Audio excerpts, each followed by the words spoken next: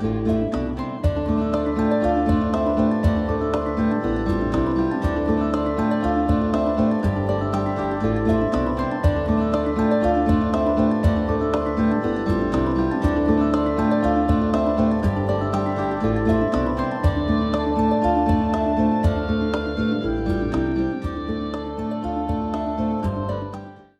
Oracle of Luna is a podcast with me, Bridget Engels, as your host. Here we have conversations with real live, present-day goddesses who are actively and courageously doing their magical work in the world. Each episode is a bewitching journey with relevant discussions on topics such as Wiccan pagan spirituality, writing, culture, magical practices, art, ritual, and the craft in its many forms. Hello, listeners! I'm so grateful for the listener interest over the last few years, and I want to keep this podcast inspiring to you with my amazing goddess guests and to amplify the voice of the divine feminine in the world today. This podcast takes time, effort, and resources to share with you every few weeks. I have an ask of you. One of the ways to support the Oracle of Luna podcast is to become a subscriber to premium and bonus material. Each of the podcast episodes have 2 links at the bottom. It's quick and easy, should probably take you 1 minute, and for as little as $3 a month, you can support the show and become a subscriber. I really appreciate it, and it means a lot. Thank you, and blessed be. Merry meet! Welcome to another episode of the Oracle of Luna podcast. I'm Bridget Engels, your host, and today I'm delighted to chat with Irisanya Moon. Irisanya is an author, witch, priestess, poet, international teacher, and an initiate in the Reclaiming Witchcraft tradition. A devotee of Aphrodite, Hecate, the Norns, and Iris, she has practiced magic for 20 plus years. Irisanya has taught classes and camps around the world. She has just released her newest book, Hestia, Goddess of Hearth, Home, and Community. Stay tuned to the end where Irisanya will give us a short invocation to the goddess Hestia, so stay tuned. And welcome, Irisanya. Thank you so much. I'm so happy to be here. Yeah, I'm so happy you're here. How's your day going? So far, so good. It's getting sunnier and sunnier outside, and right after this, I'm going to go for a run. So I think things are going pretty well. Yay, yeah, sounds good. All right, so let's get rolling here. I have a lot to unpack, and the way I always start out is I ask my guests, how did your spiritual journey begin with the divine feminine or witchcraft or magic? How did it all start for you? I think the easiest answer, which is never an easy answer, is when I was raised as a Catholic and I really gravitated toward Mary more than anyone else. And I think that's kind of where it began. I think that recognizing that I was connected to someone who wasn't necessarily like the biggest person, but they were a really good and wise and holy person. I think that was the beginning. And from there, I sort of left the Catholic Church at some point and then just sort of meandered around New Age circles until I found this thing called Wicca when the internet told me about it. And came up with that, went down that path for a little bit and then read the Spiral Dance and then moved from the Midwest to California and found out, oh, the people in the Spiral Dance are real. So I went to witch camp, and then from there I was fully invested in reclaiming and have been in the tradition, at least in this community, since 2008. But I read that book back in 98, I think. Yeah. Yeah. So what is the Reclaiming Witchcraft tradition, just for our listeners, so they can understand? So that's that. Every reclaimer will probably say something slightly different, but here's what I will say is that reclaiming is an eco-feminist tradition that seeks to unify spirit and politics. That's often what I've said on various websites. We are focused on being your own spiritual authority in community, really recognizing the value of everyone's spiritual experience and their own sovereignty. It is all encompassing. So, folks of all sorts of backgrounds, whether you are into deities, whether you're not. And all we ask in Reclaiming is that we have a principles of unity, which sort of sums up all of our beliefs. And if you agree to that, you can call yourself a Reclaiming Witch. Hmm. Okay. And how did you start practicing this? Did somebody influence you on your magical path? Did you have a mentor or a Wicca leader in a circle or coven that particularly helped you I on think, your path? especially in yeah, I mean, especially I will say Reclaiming because there's a lot of folks along the way. But I Yeah. would say in Reclaiming, at least, I first went to a witch camp in California, which is a 7-day like retreat, very intense. And I thought everyone here is nuts, but also I love it. And so I immediately got back from that and started to find classes. And there was a woman called Copper Persephone who unfortunately passed in 2020, but Hmm. she led and co-led all these different things in reclaiming in my area in Sonoma County, California. Oh, yeah. And so she became a mentor for me. I took all of the classes that she offered. I did a priestess training with her and Diana Melissaby, and then I student taught with her, and et cetera, planned rituals. So I would call Copper Persephone the one that sort of brought me through it. Yeah. And she's actually really has a real Hestia spirit to her. Aha. Well, that leads me to my next question. Who is Goddess Hestia and what are her main aspects or attributes? So Hestia is one of the Olympians in Greek mythology. Well, sort of. She is, and then she isn't, but that's a whole other story. She is the goddess of the hearth, or some people would say she is the hearth, that she is the flame. She is the one who has a presence in not only the home, but also in various political settings. So she is, the flame that connects everyone. She is associated with, again, building better relations at home and also better relations across communities. Hmm. And yeah, I was reading in your book, she had some very interesting siblings, didn't she? I mean, the Greeks are just a fascinating bunch, and I Yeah. love them. They're so messy. I love it. It's just endless examples beings being beings and realizing that I also have strange attributes sometimes like that. And so I resonate with their complexity. I resonate with making mistakes. Yeah. So, and how was Hestia worshipped in ancient Greece? Was there a practice, some kind of spiritual practice, or did they have temples in her honor? So, yes, there was a lot going on with Hestia in ancient Greece. Now, keeping in mind that ancient Greece is not a monolith and there were variations. But one of the things was literally having flame, having a hearth, a central hearth in the home, having a central hearth in the political centers and civic centers. And the Hestia would be the first acknowledged, either at the beginning of the day in the home or before a ritual, before a meeting. She would also be the last acknowledged, often during the day or at the end of a meeting. Hmm. It was essential to keep the hearth going because Yeah. that was in the spirit of her. So homes or these other places would have to keep the fire going, and if you didn't, you had to go get the flame again from a place like Delphi, which was very far away, but it was this sacred site that held a flame that kept going. There were also Oh, temples and sanctuaries to her, but not as many as you might think, given how much of everyday life she was involved in. yeah, that's interesting. I know Artemis had hundreds of temples. Oh, yeah. Artemis, Hecate, Aphrodite, tons. Yeah. But Hestia was, the chill sibling, the one who didn't really want to be in all of the drama.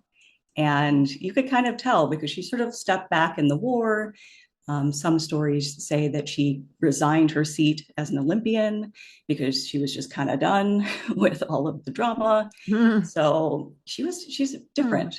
And Yeah. I think it really helps when I think about her and community building that you don't have to be in these big positions of power in order to still have influence.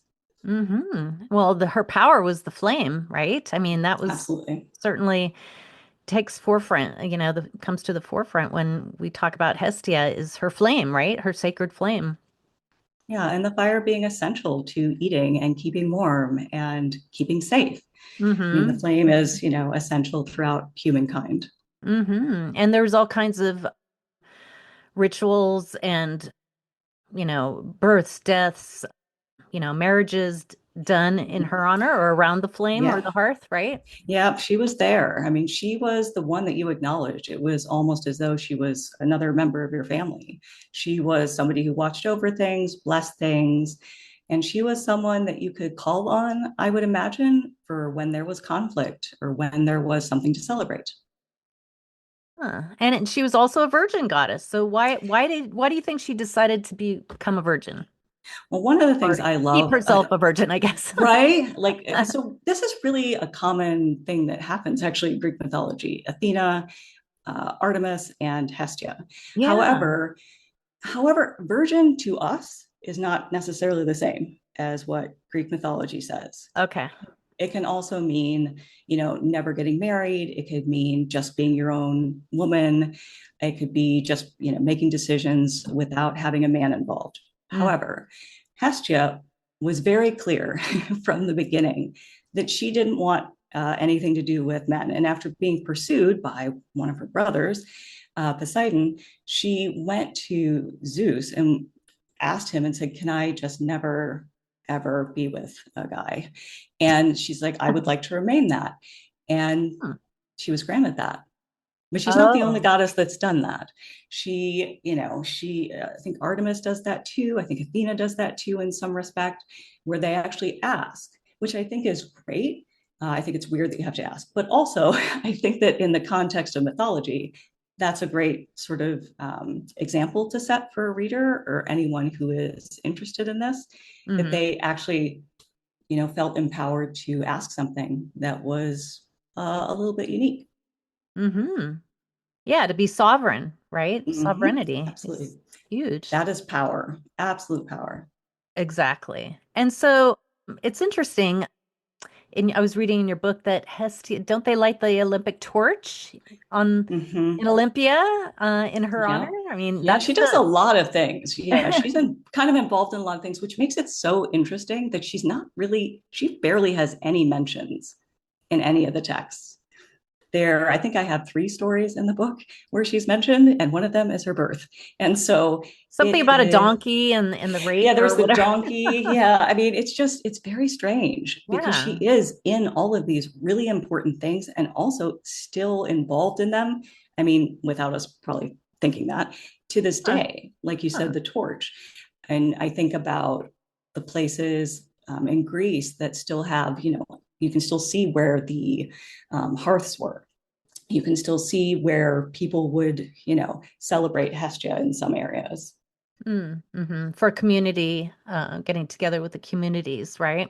Absolutely. Getting together, also big events. But it's, when she's acknowledged before a ritual, that's any ritual. That is a ritual to another god. But Hestia's still mentioned and often given, some sort of offering at the start. Hmm. So when did you begin to connect with the power of words and writing? When did you start writing books? I know you've Oh, written several books. yeah, I've written a couple. I think I have published right now over 10, I think. Yeah, that's great. And yeah, I started really young. I mean, it's kind of one of those stories that a lot of writers tell. I've been writing since I was a kid. I have been writing stories or poems since I was able to do that and put things together and made my mom go get me a journal so that I could write those down. And then I became a freelance writer back in 2005 when I just walked out of a job because I didn't like it. Yeah. And because the boss was very, misogynistic and I was just kind of done. And I walked out and said, "I'm just going to make this work." And I did. Good. And that was I always call it my best spell yet. That I Huh. just sort of, figured out and followed my intuition, called my then husband on the way home to tell him that I'd quit my job. And that, took a little bit of adjusting, but it worked out pretty well. Oh, that's great. Do you still do freelance writing now? I do. I do a little bit of that. I find that I have a lot more of my energy focused on writing books and Yeah. also creating and facilitating classes. And I travel to teach. And I kind of get active in as many things as possible because I am a person who likes to do a lot of things a lot of the time. Yeah, that's good. Very creative. I like the energy that you have. So tell us a little bit about your new book, Hestia, Goddess of Hearth, Home, and Community, and what inspired you to write it. I mean, did you always have an interest in Hestia, or is this something that was kind of came upon you when you traveled to Greece, or how did it all start? Mhm. So I can actually tell you the exact moment when I came up with this book because I was sitting at a friend's house who lives in Australia. Uh-huh. And I was sitting with him, and it was a couple days before a camp I was going to teach in Australia. And we were talking back and forth about community things. We're both part of Reclaiming. This was a Reclaiming event. And we were talking about, things that we saw coming up in community, especially since it was 2023. And this was the first camp that was in person after all the Oh, lockdowns. right, right after And COVID. so, right. So it was really an interesting time. And as a teacher, I was really concerned about how to hold community and also how to be in a community that had been through so much, and I had really not met them yet. And I was thinking about all of that. And when his name is Jara and I were talking, I said, oh, maybe I should write about Hestia, because that would be a really good way to bring these ideas in and introduce to another goddess who's not really that well known for some reason. Yeah. And that's sort of how it got birthed because I tend to write books with like a subtle intention towards something that I've seen in community or seen in the world. So I get to have like this collaboration between me and the deity in the book to sort of bring forward some gentle ideas into the modern conversation. Oh, I like that.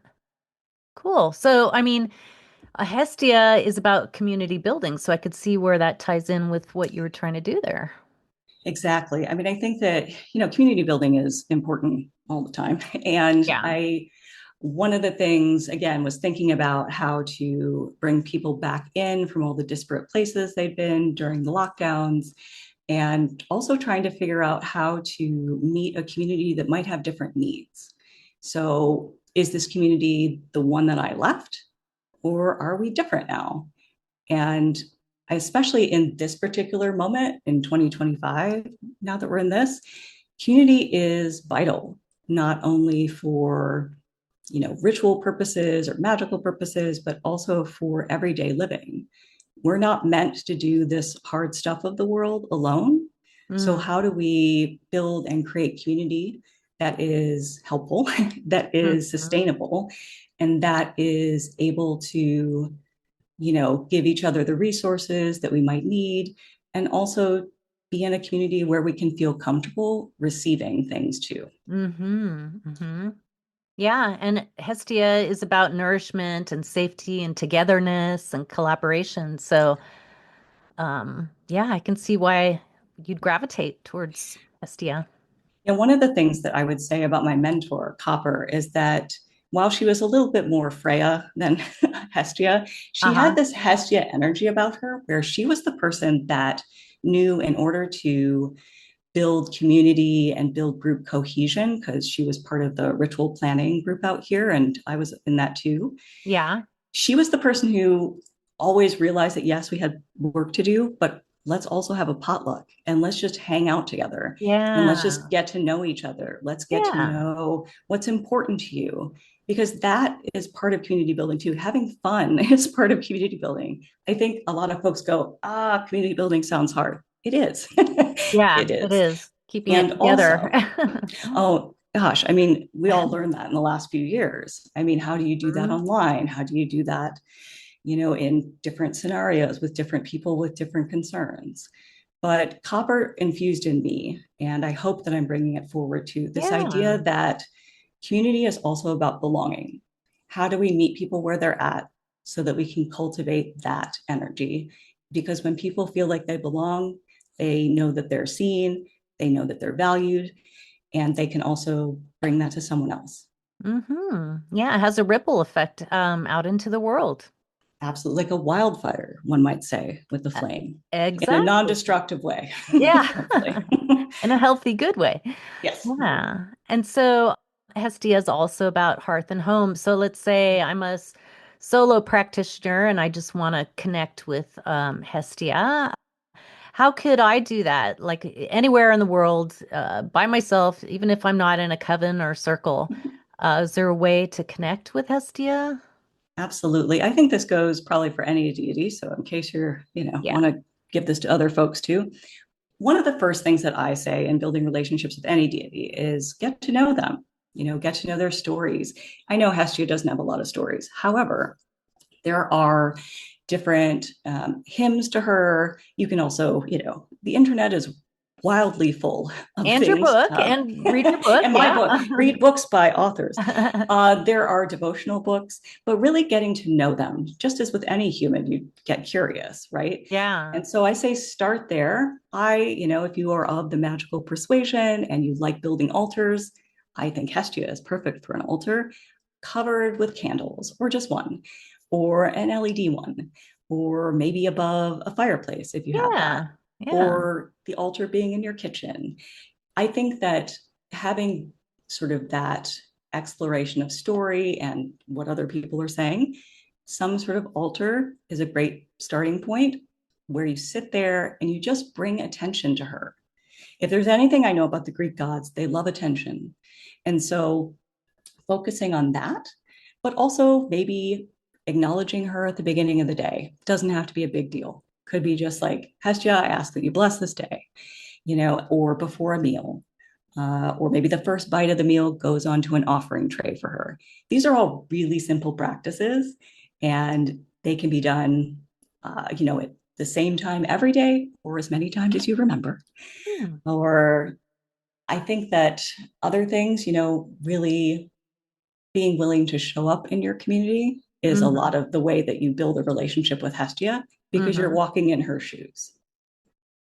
Yeah, well, I think you nailed it. I mean, consistency, having that Always. consistent practice or even mantra or prayer, light a candle maybe and Mhm. ask for her protection or to be with you, right? Be consistent, whatever you do, right? Yeah, I think one of the things that I've begun to say more about devotional practices is that devotion isn't about getting it right all the time, but devotion is about returning to the things that are important. So even if you don't do the things every day, if you still keep coming back, that still counts. And of all the deities, Hestia understands that because if community building is about sustainability, you do what works best for you, at least at that time. Hmm. And I just, from my personal experience running a Mm-hmm. women's moon circle for over 10, 12 years, Mm-hmm. there's a lot of balancing out of egos and personalities. And Mm-hmm.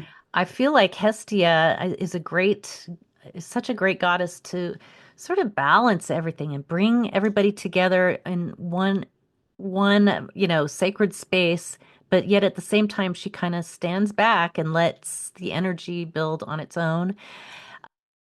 Anyway, I just think when Mm-hmm. I think of Yeah. Hestia, I think of this kind of motherly Mm-hmm. presence, but at the same Mm-hmm. time doesn't is not overbearing or, you know. Yep, she's the one who's willing to sort of meet you where you're at, I think. Yeah. And I think that's why I bring up my mentor Copper so much, is because that's one of the things she did and modeled so well. It's like showing up to meet people where they are, not trying to make them be any different, not trying to judge them for where they're at, because we're all in different stages of our journeys and we're all learning, Yes. hopefully. Yes. And I would sum up that quality in her in this teeny story is that my mom was killed in a car accident a few I don't Oh, know I'm 8 sorry. years ago. Yeah, thank Oh. you. And what Copper did is because it happened on a Monday, every Monday Copper would call me, Mm. every single one until she died. She we rescheduled it if we had to. But she was always there, and that to me is community building. I think that there's this real big push sometimes about, well, we don't owe anything to anyone, and all the stuff we do. To build community, you do owe things to each other. Mm-hmm. How do we show up? And I think Mm-hmm. Hestia asked that, like, what are you doing to keep this flame going? That's perfect. I love that. Yeah. How are you keeping the flame going? How are you keeping the energy flowing and Mm-hmm. in a good way, right? Absolutely, absolutely. I mean, I think too, that community, the fire of community can also be burning away what doesn't work. So that also does happen a Oh, that's a lot. good point. Purification. I think so. I think that there's room for all of that. Also, I think that the Greeks might have a more idealized version of things, while humans sometimes don't. And I think that Yeah. we try real hard. But I think that being willing to at least meet at the fire and to talk with each other is the best way to begin. And from there, hopefully it grows and expands and warms everybody. Yeah, that's beautiful. I like how you bring up the that Hestia's she has a public presence, but she's also got a domestic presence. I mean, she's all encompassing, in my opinion. Absolutely. Absolutely. And not easily swayed by others, which I think is also interesting. Yeah. One of the pieces in, I think, I can't remember where it is, maybe it's Theogony, but they talk about how, even Aphrodite can't influence Hestia. hmm Oh, So I think that's interesting. I yeah. think it's more probably for the romantic bits, but also that's an interesting thing to, I think, look at, because you can also just be yourself and you Yeah. don't have to be what anybody else wants you to be. And celebrate that. Absolutely. There's value. I think everyone has value, Yeah. until proven otherwise. I think. Yeah. And we don't, often get to celebrate ourselves and our, our unique gifts. A lot of us work and then we spend Mhm. time on phones and then, maybe with our partners or families. But it's like, gee, after all that, it's like, hey, how do I honor and celebrate myself? And Mhm. community does that. Absolutely. And by celebrating yourself, you also show up better to community. Yeah. Well, so what are you've got going for your future plans? Do you have any workshops or new books or events or classes or camps? Yeah, I have some things coming up later in this year, November of 2025, I think it is. I Uh-huh. have a book called Pantheon: The Greeks coming out. So it is about all of the Greeks. And Oh, that's a huge undertaking. yeah, I'm pretty sure I missed somebody, but I got all the important folks. And I think that that's a really good book for folks who are interested in the mythology as a whole. Talks Yeah. about the Olympians, talks about the Titans, talks about the ones that came before that, and covers everybody, and also brings in a lot of original texts. In terms of events that are coming up, I'm doing a local market here in Santa Rosa, California, which is where I Oh my am. gosh, I have a family in Petaluma area. Oh, hilarious. It's such a small world, right? Yeah, it is. Um, yeah, I'm doing a market on May 10th that's local in Santa Rosa. So I'll be there talking up my books and talking to folks. Nice. I have a lot of in-person things going on this year. There'll be some more online things soon, but they're not quite worked out yet. hmm I'm also teaching a class on the Pearl Pentacle. That's going to be in June. I am starting my year-long Aphrodite Priestess training. There's one wrapping up right now, but I'm starting a new one. It's a year long, getting to work with different epithets of Aphrodite and Mm. stepping into the role of a love witch, as I sometimes call it, but more about Wow. heart magic. So that starts in August, and details about Wow. applications and stuff are on my website. That'll Oh, open on May 1st. cool. Yeah, and I imagine there are other things coming up, but they're still being cooked right now. Yeah. And this is usually my little space of where I sort of stop and go, what am I going to do for the rest of the year? I'm also writing a book on Athena right now, which hmm is being released one chapter at a time.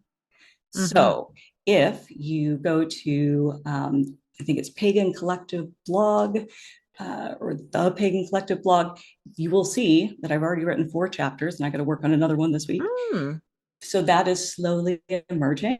I got okay. Athens last year, so I got to bring in some of that. Yeah, lots brewing. And lots brewing. I have a website, Yes. which is really the place where where I Yes. remember what I'm doing What is your sometimes. website? Yes, it is irisanyamoon.com. And another place that's really great to sort of hear my thoughts once a week is my Substack, which is irisanya.substack.com, and it's called Heart Magic. I am also on all the social medias. My name is very hard to apparently duplicate. So thank goodness, I am the only one so far. So you can find me pretty much anywhere, and I share tons of sort of everyday things. I have 2 cats, so if you want to see pictures of them, I And post about them poetry, a right? lot. Lots of poetry. Right now, I decided for April I'd write a spontaneous poem every day, and so I've been Aw, doing that. I'm a poet as well. That was what yeah, my degree in university was in. love it. So yeah, absolutely. So I keep real busy. I'm sure I'm missing something. And also, I've been on a lot of podcasts. So I actually have a Spotify playlist of all the podcasts I've been on. I have a Great. lot links of all that, or either in my Instagram bio is probably the easiest way to find them. But you can also search around and find a whole bunch of stuff also on YouTube. I've done a lot of presentations that have gone up there. Wow, that's excellent. You're one busy witch. I am. It is the way I have always been. So, and That's there's the way way you more that I'm roll, right? writing. Yeah, and there's way more than I'm writing too, but Yeah. to be revealed. Oh, that's excellent. Well, I'm gonna let you do your invocation to Hestia now because we're Great. running out of time and let's get rolling on that. I think it's perfect timing. So this is a Hestia blessing for the home, and it is in my book. So I'm going to read that. Sweet and serene Hestia, goddess of hearth and flame, I honor your wisdom and kindness. I invite your grace into this home, into this space where fire warms and provides, into this space where family of blood and choice gather, into this heart where community and connection begins. Hestia, first and last born, you do not need praise, but your actions are praiseworthy. You who can pause and reflect before acting, I honor your willingness to restore peace. I honor the magic of creating meeting places. I honor the spell of your offerings, the ones that are first above all and given before anyone else. Hestia, bless this place with your crackling flame. Let these walls hold the complexity of community and the impulsivity of humans. Let this space be one of learning and loving. Let this place be one of service and humility. I ask that you bless every attempt at connection and every conflict that arises as they do, because coming together is not always about quiet. Sometimes we need to speak our truths and know we will still be welcomed. Hestia, bless this home with belonging, with a true knowing of how we can all arrive as ourselves. Bless us with curiosity to listen, to understand, even when we do not agree. Hestia, in all days and these days, you are welcome in the fires of our hearts. Hail, Hestia. Hail Hestia. Blessed Yes. be. Blessed be. Thank you. That Absolutely. was beautiful. Thank you so much. It's always lovely to talk about um, how to come together in these Yeah. times, but also all times. Yeah. Well, thanks for being on the show and thanks for all your lovely writing and powerful offerings and on Hestia and all the goddesses that you work with and illuminating us with Hestia's importance and her magic as a goddess. So thank you again for being on the show. No, And thank you. yeah, so much luck and blessings to you on your path and all your endeavors too. It sounds like you've got a lot going on. Absolutely. Thank you so much. And feel free to reach out. Anyone who's listening, I love to connect about so very many things. Yeah. And thank you to all our listeners for joining us today. Thank you so much. I hope everyone has a great day or night or whenever you're listening to this. Yeah. All right. Well, that's about it. Until next time, I'm going to sign off. So thanks again and blessed be. Blessed be. Bye bye.